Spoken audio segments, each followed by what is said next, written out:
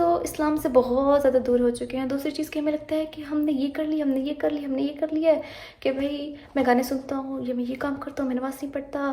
کوئی بات نہیں، انسان ہے، خطا ہوتی ہے، گناہ ہوتا ہے، لیکن اللہ تعالیٰ معاف کر دیتے ہیں.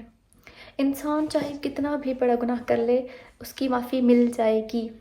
ہمارے کسی سے حقوق العباد ایک صحیح نہیں ہے، ہم ان سے اچھا بیہیویئر نہیں کرتے وغیرہ وغیرہ، تو پھر ہمیں چاہیے کہ ہم ان سے معافی مانگ لیں. کیونکہ کیا فائدہ کسی سے خام خواہ کی لڑائی رکھنے کا، جب کہ ویسے بھی ہم فوت ہو جائیں گے. اللہ ہمیں اچھا خاتمہ دے. السلام علیکم. آج سے میں کتاب شروع کر رہی ہوں، امید مغفرت اور رحمت. یہ کتاب میں شروع اس لیے کر رہی ہوں کیونکہ ہم سب کو اللہ تعالیٰ کی رحمت کی بہت ضرورت ہے، جس کے لیے ہمیں اللہ تعالیٰ سے توبہ کرنی پڑے گی، مغفرت مانگنی پڑے گی اپنے لیے.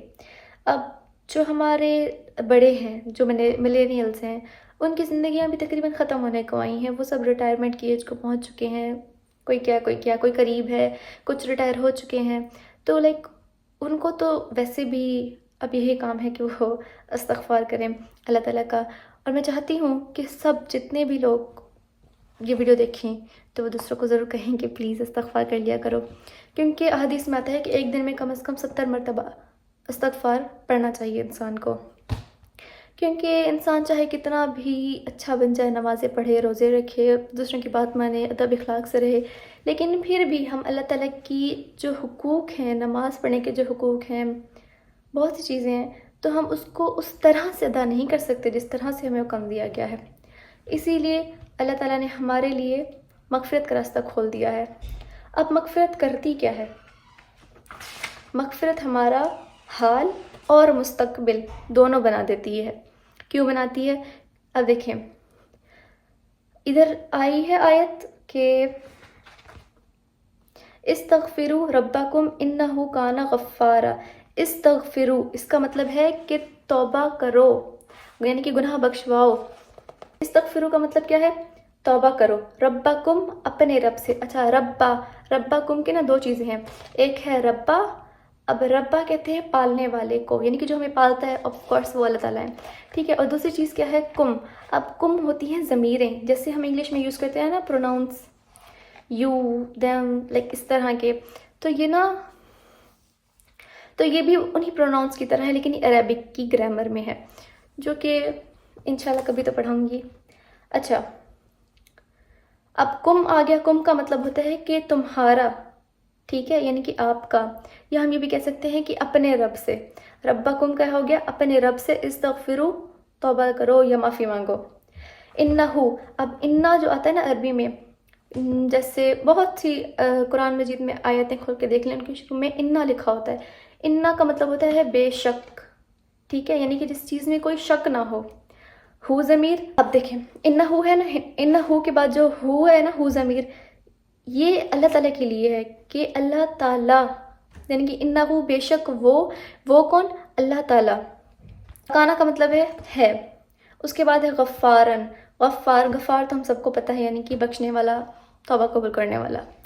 تو پوری آیت کا مطلب کیا ہوگا؟ استغفروا ربکم انہو، یعنی کہ توبہ کرو اپنے رب سے، بے شک کہ وہ کانا ہے غفارن، گناہ بخشنے والا.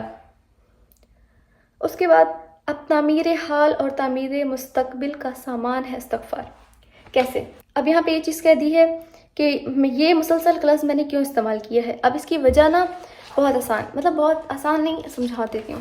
جو استغفار ہے نا، استغفار ہمارے تعمیر حال اور تعمیر مستقبل کا سامان ہے، یعنی کہ ہمارا حال بھی بناتا ہے، جس ٹائم لائن میں ہم جی رہے ہیں، جو ایرا ہمارا چل رہا ہے، ٹھیک ہے. اور جو ہمارا مستقبل ہے، جو آنے والا فیوچر ہے، اس کو بھی بنا دیتا ہے. کیوں؟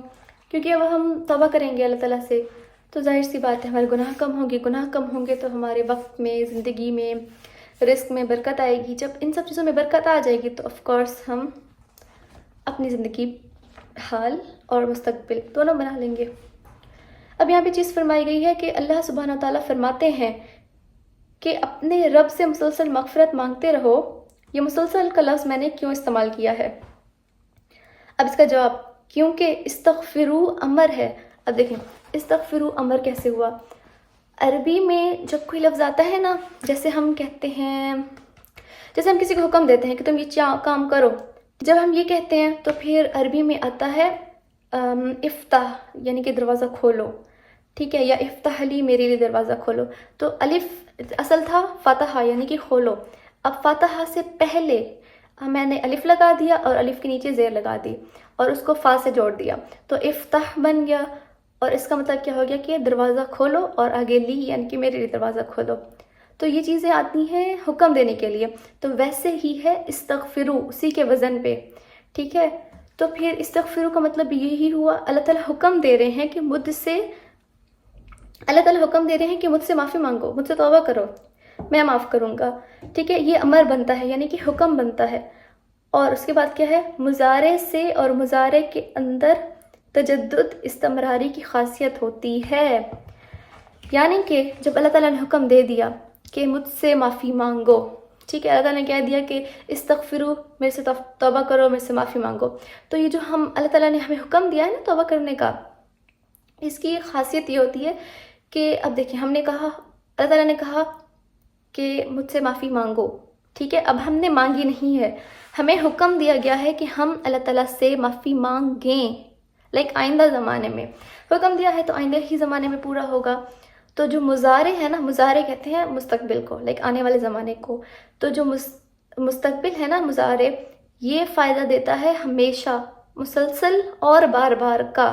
وہی جو چیز پہلے آئی تھی کہ مسلسل کا لفظ میں نے کیوں استعمال کیا ہے، یہ استغفرو کی خاصیت ہے. استغفرو میں جو الف کے نیچے زیر ہے نا، کہ حکم دیا گیا ہے کہ معافی مانگو، توبہ کرو، یہ خود لفظ اس چیز کا فائدہ دیتا ہے، ٹھیک ہے. یہ عربی کی نا فصاحت اور بلاغت کے لحاظ سے چیزیں لکھی ہوئی ہوتی ہیں. عربی میں جب میں پڑھتی تھی تو میں سوچتی تھی کہ فضول، اللہ معاف کرے، جب میں پڑھتی تھی تو میں کہتی تھی کہ ایکسٹرا لفظ کیوں لکھے ہوئے ہیں یہاں پہ، الف لام ایکسٹرا ہے، نہ اس پہ جزم ہے، نہ شد ہے، نہ یہ ہے، نہ وہ ہے. آخر میں لفظ فری ہو جاتے ہیں بہت سارے. ہم اگر سوچیں نا تو یہی چیزیں آتی ہیں ذہن میں. تو میں سوچتی تھی کہ کیوں آیا ہے، لیکن اب جب خود پڑھ لیا ہے تو خود کے ذہن میں بیٹھ چکی ہیں باتیں کہ بھئی یہ چیز اس کام کا فائدہ دیتی ہے. تو پھر اگر یہ چیزیں قاعدے نہ ہوتے، تو پھر اگر یہ قاعدے نہ بنائے گئے ہوتے، ہمیں نہ پڑھائے گئے ہوتے، یا ہم نہ سمجھ پاتے، تو ہمیں کیسے پتہ چلتا. اسی لیے اللہ تعالیٰ نے جو بھی کلام کیا ہے، جتنا سارا لکھا ہے، ہر ایک چیز کو بہت زیادہ ڈیٹیل سے لکھا ہے. بس انسان کو غور کرنے کی دیر ہوتی ہے. اچھا، اس کے بعد کیا ہے، عربی قواعد گرامر کی روح سے، یعنی کہ عربی کی جو گرامر ہے، جو میں نے بھی بات کی، فعل مضارع میں 2 زمانہ پایا جاتا ہے. پہلی چیز کیا تھی کہ اس نے دوام اور استمرار یعنی کہ ہم مسلسل اور بار بار کا فائدہ دیا. اس کے بعد دوسری چیز کا فائدہ کیا ہوگا، اب استغفرو کے ہے، حکم بھی دیا ہے نا کہ یہ کام کرو، تو یہ کیا ہو گیا، فعل، کام کرنا. ہم نے پڑھا بھی تھا، ہم پڑھتے بھی ہیں نارملی، سب کو پتہ ہے. تو پھر فعل ہو گیا، اور استغفرو کیونکہ حکم دیا گیا ہے کرو، ٹھیک ہے. ایک تو فعل ہے، دوسرا حکم ہے، اور ساتھ میں کیا ہے، اس میں مضارع کا صیغہ ہے، کیونکہ حکم کام کریں گے، آئندہ زمانے میں کریں گے، ابھی تو ہم نے نہیں کیا. تو عربی کی جو گرامر ہے نا، اس میں جو فعل مضارع آتا ہے وہ 2 زمانے کے لیے آتا ہے. ایک ہوتا ہے حال کے لیے، اور دوسرا زمانہ مستقبل، جو میں نے پہلے بھی بات کی ہے وہی ہے. تو معنی یہ ہوئے کہ موجودہ حالات میں بھی ہم سے مغفرت مانگو اور آئندہ بھی مانگتے رہنا. لہٰذا یہ آیت دلیل ہے کہ ہم سے خطائیں ہوں گی. اللہ تعالیٰ کو آلریڈی پتہ ہے کہ ہم سے گناہ ہوتے رہیں گے، کیونکہ انسان آف کورس خطا کا پتلا ہے. ٹو ایئر از ہیومن، ہم نے کتنا پڑھا ہے، ہمیں کتنا پتہ ہے. تو کوئی بھی انسان ہونا، کوئی بھی شخص ہو، کتنا بھی اچھا ہو، لیکن اس سے گناہ ہوتا ہے، ٹھیک ہے. تو پھر خطائیں ہوں گی، موجودہ حالات میں بھی ہوں گی، آئندہ حالات میں بھی ہوں گی. لیکن ایسا کریم مالک ہے، یعنی کہ اللہ تعالیٰ ایسا کریم مالک ہے جس نے استغفروا ربکم کا حکم دے کر ہمارا حال بھی بنا دیا اور مستقبل بھی بنا دیا. کتنی زیادہ اس میں فصاحت اور بلاغت ہے. یعنی کہ جو لوگ نا 3 درجے کے لوگ ہوتے ہیں. ایک وہ ہوتے ہیں جن کو تھوڑی بات کرو ان کو مطلب سارا سمجھ آتا ہے. ایک ہوتے ہیں جتنی ہم بات کریں گے ان کو اتنا سمجھ آئے گا. تیسرے ہوتے ہیں کن ذہن، جن کو ہم بہت زیادہ بولتے ہیں، بہت زیادہ سمجھاتے ہیں، پھر ان کو جا کے تھوڑی سی بات سمجھ میں آتی ہے، ٹھیک ہے. تو پھر اس شخص سے اس طرح کی بات کی جاتی ہے، اس طرح کے الفاظ استعمال کیے جاتے ہیں اس سے، جو کہا ہے استغفروا ربکم، تو ہمیں اس سے ایک اندازہ ہوتا ہے علم کا کہ اتنے سے آیت میں، اتنے سے ٹکڑے میں اتنی زیادہ فصیح بات کہہ دی. فصیح یعنی کہ جس کی عربی کم ہو اور مطلب بہت زیادہ آ جائے ایسے. اور یہ اللہ تعالیٰ کا کرم بھی ہے کہ اللہ تعالیٰ نے یہ آیت نازل فرمائی کہ اللہ تعالیٰ نے ہمیں کہہ دیا کہ موجودہ حالت میں بھی تم سے کوئی گناہ ہو جائے تو معافی مانگ لو، آئندہ ہو تو بھی معافی مانگ لو. اور ہم اپنے ماضی کی گناہوں کی تو ویسے بھی معافی مانگتے ہی رہتے ہیں، اور اللہ تعالیٰ توفیق بھی تھی ہمیں مانگنے کی. اچھا، اس کے بعد بہت اچھی بات لکھی ہوئی ہے ویسے کہ اگر آئندہ بھی گناہ ہو جائے تو نا امید نہ ہونا، ہم سے معافی مانگ لینا. اور یہاں رب کیوں نازل کیا کہ پالنے کی محبت ہوتی ہے تو نا امید نہیں ہونا. ٹھیک ہے، یعنی کہ امید نہیں چھوڑنی، یہ نہیں سوچنا کہ یار مجھ سے گناہ ہو گیا، میں نے یہ کر لیا، میں نے یہ کر لیا، میں نے یہ کر لیا، بس دنیا ختم. دنیا ختم نہیں ہوتی، کوئی بات نہیں.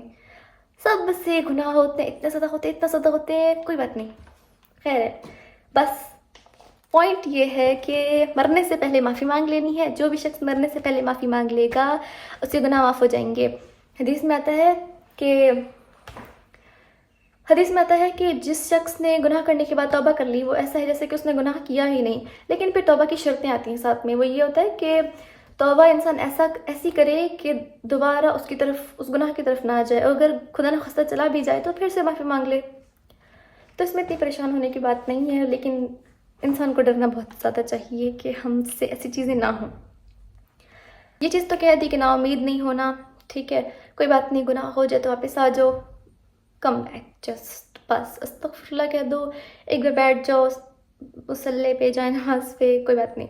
اس کے بعد دوسری چیز یہ کہی ہے کہ یہاں پر رب کا لفظ کیوں استعمال فرمایا ہے، یعنی کہ استغفروا ربکم کہا ہے نا، رب کا لفظ کیوں استعمال کیا ہے. رب کے لفظی معنی کیا ہوتے ہیں؟ پالنے والا. تو جو پالتا ہے نا اس کو بہت زیادہ محبت ہوتی ہے، بہت بہت زیادہ محبت ہوتی ہے. جیسے کہ اماں ابا سے معافی کی بچوں کو جلد امید ہوتی ہے. یعنی کہ ہمیں پتہ، جیسے کہ نا ہم اپنے امی ابو سے معافی مانگتے ہیں تو ہمیں پتہ ہوتا ہے کہ بھئی ان سے ہم کہیں گے تو جلدی جلدی مان جائیں گے. کیوں؟